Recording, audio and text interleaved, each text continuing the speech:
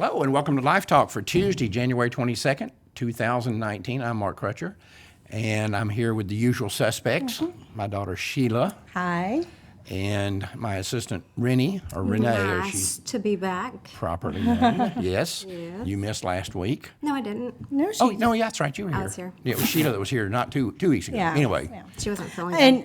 And also you forgot to mention Ernie. And one of the newest usual suspect is Ernie. And he's back with us here today, and he'll be with us every time. I think we should get a real frilled neck lizard. I don't think we should. I think I Ernie think does. you would have to be in a little cage on the desk so he doesn't run Ernie, off. I think Ernie will serve the purpose just fine. Anyway, welcome to the show, Ernie, or welcome back to the show. All right. I don't know why I thought you were gone last week, but you were gone part of the week. You went to the March for Life. I did. First time you've ever gone. It was the first time. It was fun. It was enlightening. It was empowering. It was all of that. Energizing. There were so many people there, so many young people there. Right. And, there was a time lapse that was shared on my Facebook page, and the people went on forever and ever. I mean, it was good. Yeah. It was good. They estimated that about 695,000 people were there. Really? Yeah. Of course, the U.S. Park Service does that estimation, and I have seen times where they had two events right side by side. They do it by looking at the helicopter and doing a grid and figuring out how many people are in that grid and then multiplying it out. Right. It was yeah. nonsense. Yeah. You never know.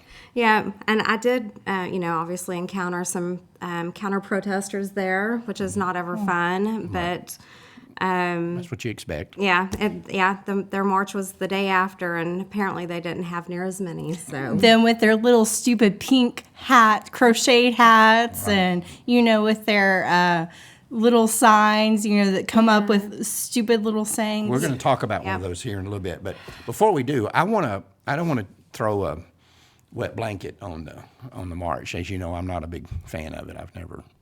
I've spoken at it once, and I spoke at the Rose Banquet, which they have the night before one time, which Pence spoke at this year, which was nice.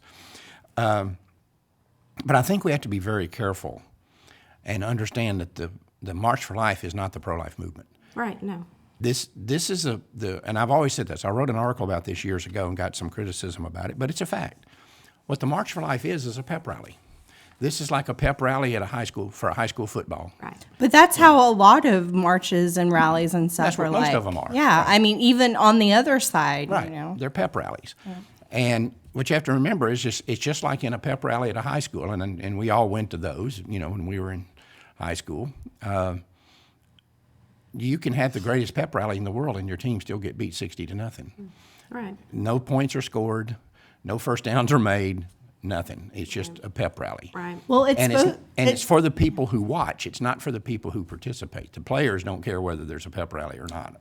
I would disagree. I guarantee It's that. meant to pep up both the players and the people that watch. Well, and I think that it motivates people that may not be as steeped in it as us or others to learn more about it. So and to participate after it. right. It's kind of like, evangelical camp meetings, like people go there, they get pumped up, and then they start doing mission work or whatever afterwards. We need all hands on deck. I mean, I encountered a guy on the metro, and he kind of, laughed at us because of what we were doing. But he did make a good point, which if a pro-choicer can see what's going on, and he said that the pro-life movement just doesn't get near as much media as the pro-choicers, the Women's March.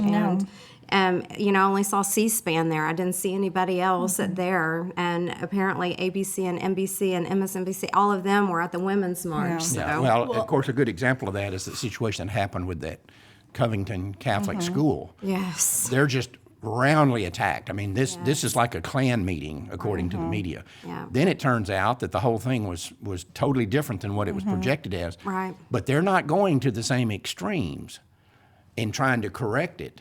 No. Is what they did in castigating these kids. Right. It turns out that the guy that was doing the drum, he's like a leftist activist, Right. and He was there to start problems to begin with. He And was so, looking for it. and so, that's what the media glommed on to. Instead of focusing on like the march and the message, they just focus on this one incident and turn the story around. And it wasn't an incident. No, I mean, It wasn't an incident that they well- projected. But anyway, you know what? When you get involved in the pro-life movement, on the pro-life side, you just have to accept this. This is the rules that the game is played by. Right. And if you can't deal with that, then you can't deal with it. Yeah. You just have to learn that you're going to, and deal with the fact that you're going to be ignored, or they're going to turn the story around. Right. And I mean, not only is it happening with the mainstream media, but on social media as well. It's come out that Google has altered YouTube search algorithm so that abortion stuff pops up over pro-life stuff. Right. And right. so it's happening across the board. Right. Yes. Well, they understand that when you do a Google search, whatever pops up on the front page is what everybody looks at. I saw some number. It was just incredible that only like 3% of people that do a Google search ever go to the second page. And so what they've done is they've pushed all the pro-life stuff down to the second page and put all the pro-abortion stuff up at the top. But anyway, listen. You just accept that. That's the rules the game is played by. And I don't want to go back to this kid that was criticized, but he got in a lot of trouble. And I just really hope that 2-hour video that the school has actually looked into, because he did nothing wrong. Well, they did say that they were going to investigate the. Yeah, well. And I mean, talking about putting the march in perspective, the day afterwards you had the women's march, and like you said, the media covered it, but they also don't show the type of people that are at the women's march. They show the nice signs. They show the nice looking people, the normal looking people. What they don't zoom out on is the people who are angry and who have these horrible signs.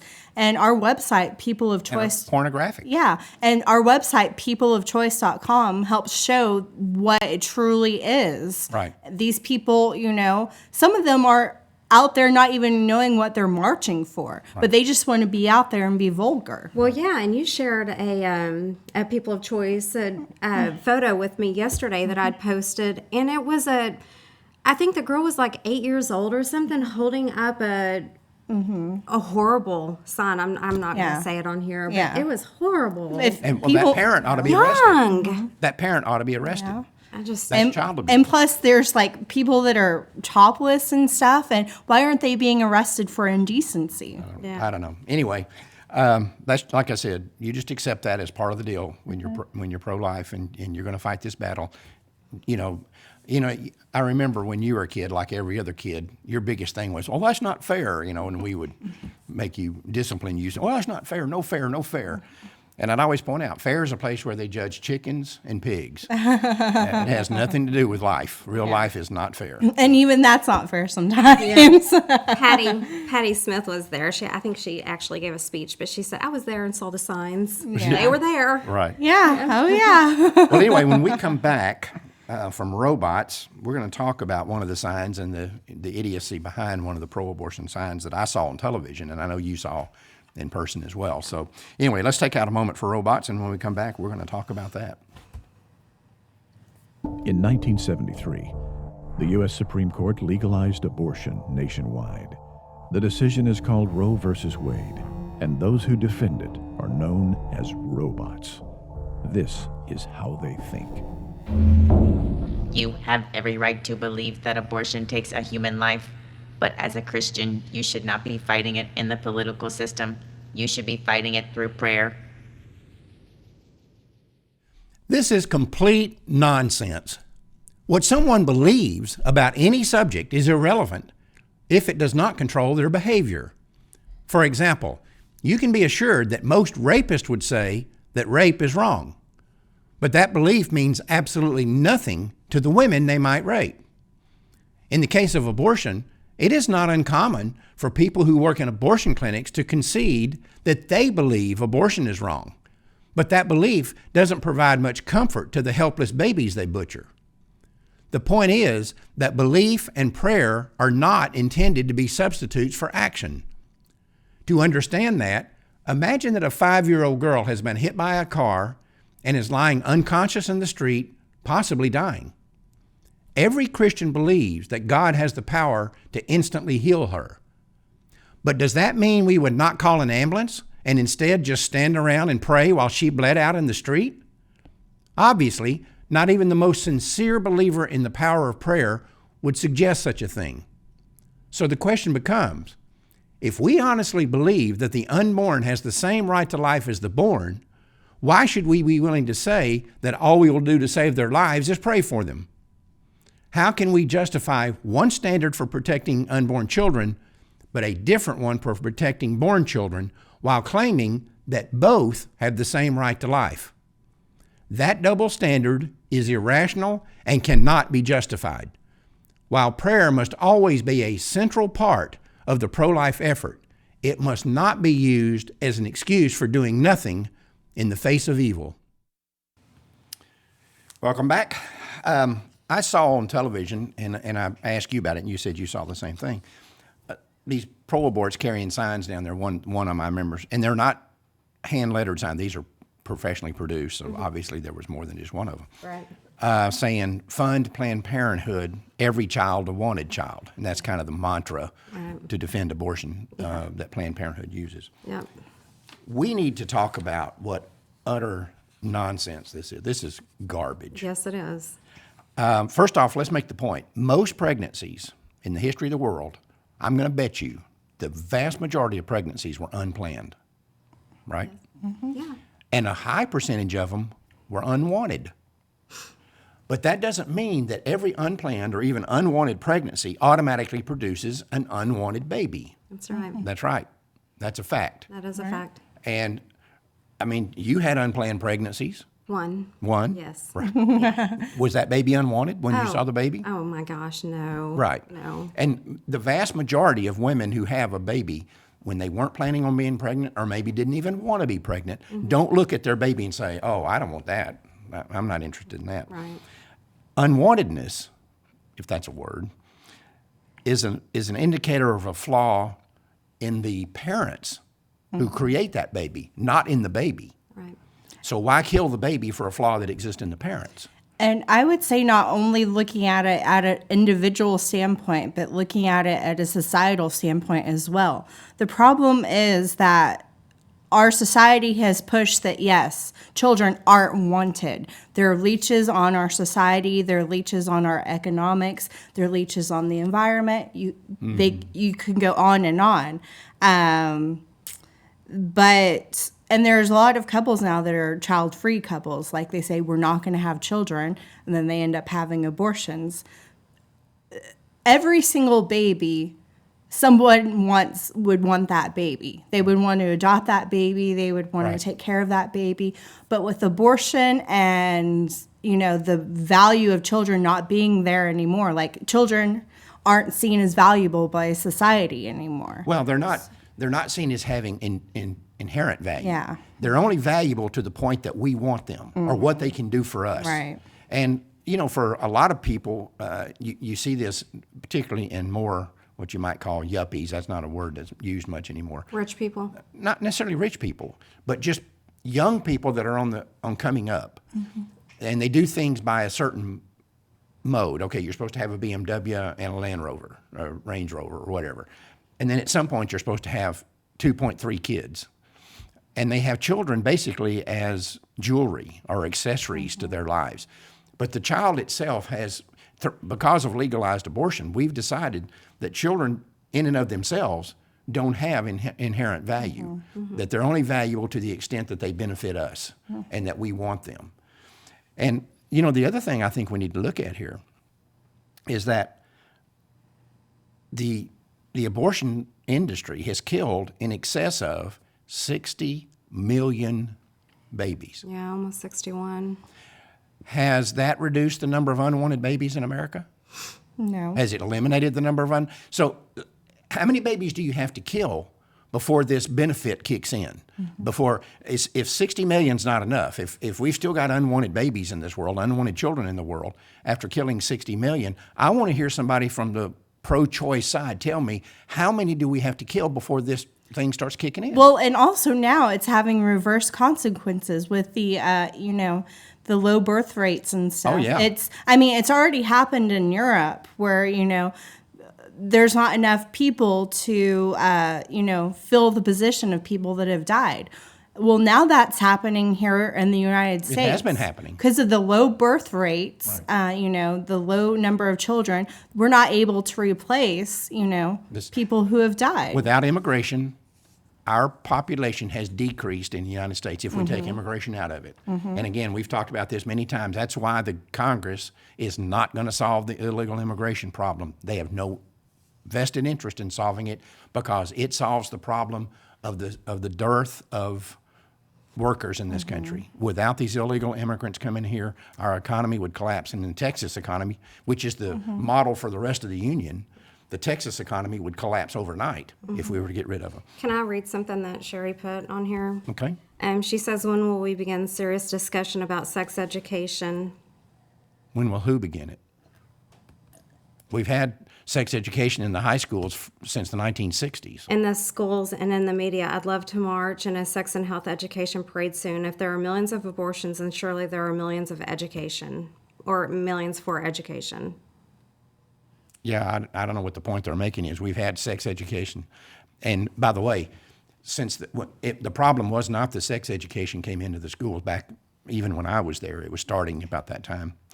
It's the type of. It was value neutral contraception based sex education. That is where the problem was. The kind of. And now, if you go back into the late 50s and you compare it till today, or the mid 60s, and you compare it to today, we've spent all this money on this value neutral contraceptive based sex education in schools, and the teen pregnancy rate has skyrocketed.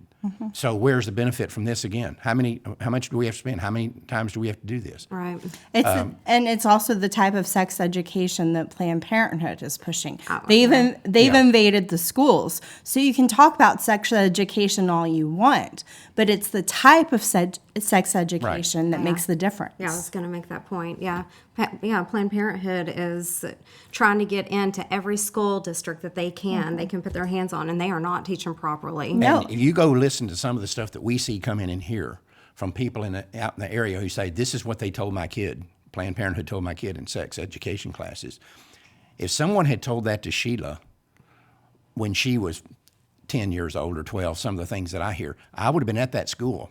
Somebody and me would have been rolling around in the parking lot. And they know that it's wrong, too, because anytime a parent wants to sit in, they don't teach what they would teach if a parent was not there. Right. And it's been proven. We've received story after story on this. Right. And plus, an example of the type of sex education that's being taught, there are a bunch of young pro-lifers who don't realize that, like, birth control and, some forms of it are abortion. Yeah, exactly. Right. And I mean, they're not being taught that because the schools aren't, being honest about that. An IUD. Yeah. An IUD really causes a very early term abortion. That's how it works. That's the way some low dose birth control pills work. They cause an early term abortion if they don't prevent fertilization.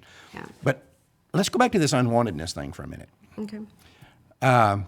Because this is a big mantra that these guys have. Let's make the point here. Human beings do not get their right to life from the issue of whether somebody else wants them or not. That has nothing to do with whether they have a right to life or not. Because if you had that standard, then the civil rights proposal now, and I'm going to base it on something that you said a moment ago. I've talked about this many times over the years. And it's basically a challenge for the pro-aborts, which they'll never take. But unwantedness is not a problem. But if you truly, honestly believe that it is, that unwantedness is the motivating factor behind legalized abortion, then I'm going to offer the pro-choice mob and make them an offer. Join with the pro-lifers to create a national registry of people who say, I would be willing to adopt a baby.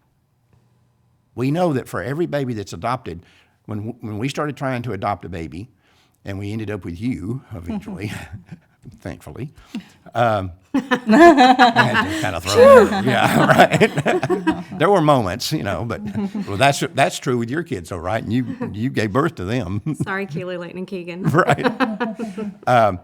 But it took a long time. And I've seen statistics that show that at bare minimum, for every baby that's placed for adoption, there's 25 parents waiting to adopt. And most of them will never get a baby. Right. And I mean, that's a whole nother subject of adoption reform. Right. Well, but- we've touched on that before, and we'll touch on it again. But let's start this national registry where it could be run by the government even, but it could be a private thing too. Anybody can go in there and say, I want to adopt a baby. I'm willing to adopt a baby, or I want to adopt 5. I want to adopt 2. I'll adopt as many as are available. It could be open to any adult in America, and they would be vetted, make sure they're not criminals or sex addict or something like that. Right. They would be vetted to make sure they're appropriate to adopt, and their names would be put in the register. Now, after that, any woman who's pregnant and says, I don't want this baby, she can go to the adoption registry and pick out a parent for her and see if there's parents available. And if there is, she picks out one, or she just puts it in there and the registry picks out one for her baby. And they start making those arrangements. But if no one's available to adopt her baby, then she gets a certificate from the registry that says, this woman applied for someone to adopt her baby. She does not want her baby. She applied for someone to adopt it. No one came forward willing to adopt her baby. We had nobody in the registry that was willing to adopt her baby. Here's her certificate certifying that. She can then take that certificate to an abortionist and hire him to kill her baby. Right. Right? Now, at this point, the unwanted baby problem is totally solved, isn't it? Well, they would find an excuse for that not to work. Yeah, Well, I was there'd going be- to say there's a couple of problems here with Yeah. that. One is the abortion industry wants the money. Well, wait a minute. That's not a problem with the registry, though. That's not, well, the That's the problem. reason they won't take it. Right. Yeah, exactly. Well, the other problem is that some women are selfish and they want their beach bodies. They don't want to carry a child to term. Well, right. I've said that a million times. The issue is not wanting a baby. The issue is not wanting to be pregnant. Yeah. But that's another issue. All I'm saying is, if you're a pro-abort and you're saying that the problem is unwantedness, this solves the problem. Now, no woman ever has, from that point forward, no woman ever has a baby she doesn't want. That's right. Somebody will take that baby because and of course the pro-aborts are never going to do this because they want the money for killing the baby. And plus, pro-abortion advocates would say, oh, this child won't necessarily be wanted if it's, a child from a minority in African America going along with the eugenics Well, then the movement. woman can have an abortion. Yeah. So what I'm saying But if is there's somebody willing to adopt the baby, then she can't have the abortion. And the abortion industry will reject this because they want the money. And the second thing they know is this would totally end the debate over abortion. This registry ends it. Yeah. Because what the abortion industry knows, what these animals that kill these babies know, is that every baby they butcher, every baby they grind up down the garbage disposal, every baby they throw in the dumpster, every baby they chop up and sell for parts is wanted by somebody. Every one of them. There is no such thing as an unwanted baby. That's right. Not any such thing. Right. And they know that. Right. That's why they would never do this. And I've brought this up to people. I had a guy write me a letter. This has been probably 15 years ago. Wrote me a letter one day. He had watched a Stumble Across a LifeTalk edition. And he was saying, are you pro-lifers willing to adopt all these babies? And I wrote him back and said, yes. I mean, there are people that stand on the streets In front of the abortion protesting, clinics. holding up signs saying, I will adopt your child. Right, exactly. And it's ignored. So. Right. And I told him that. I said, yeah, we will adopt them. I said, I adopted one. And I can tell you this, not only, he said, what's going to happen when all the people that want to adopt a baby have got their baby, and then there's all these unwanted babies. And I said, well, second, you're assuming that everybody would only adopt one.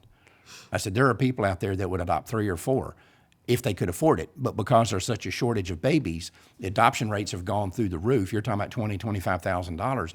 Well, not just that, but it's so hard to adopt a child. it's hard to adopt. And it's expensive. Right. And But if it was available, then there'd be more, people would adopt more than one. And I said to him, I gave him the registry deal. I said, okay, would you be willing as a slobbering pro-abort? And by the way, the guy lived just south of here in Denton. He was a local guy. I said, would you be willing to go along with the registry idea that any woman who wanted an abortion, who did not want her baby, could go to the registry, and if nobody was willing to adopt her baby, then she could have an abortion? And he hung up on me. He knew good and well that all the babies they butcher, every single one of them, is wanted by somebody. Like I said, overall, as a society, children aren't wanted. But on individual levels, children are wanted. Absolutely. And there'd be millions of people. Yes. If you start this registry, if this registry were announced and it said on certain date, the registry will go hot, the website for this registry will go hot, and you can go online and register it. Before the end of that day, there would be millions, literally millions of people on that registry saying, I will adopt that baby. Right. I will adopt any baby that comes onto this That's registry. right. And so they're not ever going to do this. This every child a wanted child is a scam. Well, every child is a wanted child to them. They want to butcher them. Right. They wanna want the butcher. money. They want the money. That's what this is all about. It's about political power and money. Yeah. But don't give me this stuff. It's about unwantedness. Yeah. Like I said, if that's a word. Anyway, what else? Got any other That's it. No. comments there?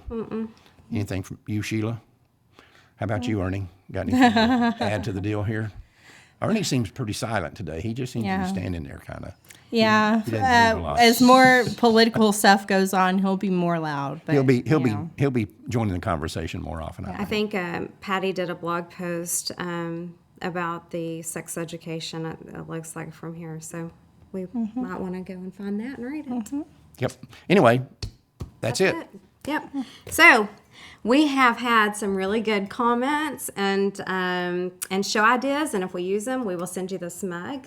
Just well, send not that exact one, but Well, not this one. I think at one time it might have been used. Anyways, we'll send you a new one. we'll send you a new one. Yeah, just send your information in, and the information's on the screen there. So Just contact Renee. contact me. We'd love to hear from you. If you've got any ideas for a show or you want to make comments or whatever, then just let us know and we'll consider them and send you a mug and whatever else.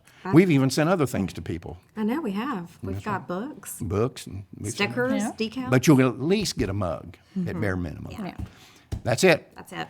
Until next Tuesday, remember, Life Dynamics is not here to put up a good fight. We're here to win because winning is how the killing stops. We'll see you next week.